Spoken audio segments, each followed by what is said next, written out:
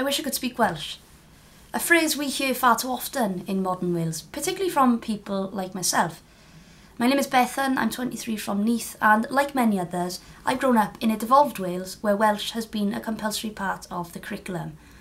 And this is something I'm fully supportive of. I think it's brilliant that we celebrate our culture and promote the use of our language. But being honest, it's not something I've always felt. When I was in school, I was pretty disinterested with the subject. I didn't engage with it very well. I felt it was too easy. I didn't think that it was useful for job prospects. And it was this half-course, compulsory subject that I just didn't engage with. Felly, pam ydw i yma? Dwi'n dysgu Gymraeg ers y blwyddyn diweddar, a dwi eisiau rannu fy mhrofiadau gyda chi a gyda pobl pwy yn dysgu. A dwi'n mynd i dechrau y vlog Gymraeg hefyd.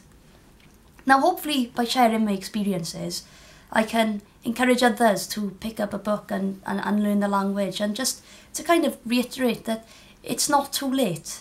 You know, it is a difficult cycle to fall into once you've left school.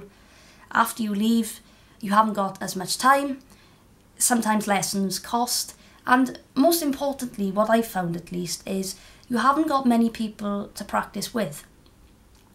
But over the last year, you know, speaking and learning Welsh has been very beneficial to me, and I'm really looking forward to continuing to learn. So I'll be publishing monthly vlogs of my progress. If anyone wants to come along, watch, you know, get involved, suggest any content for these videos, then I'd be more than welcome for you to get in touch. So diolch yn fawr, thank you very much.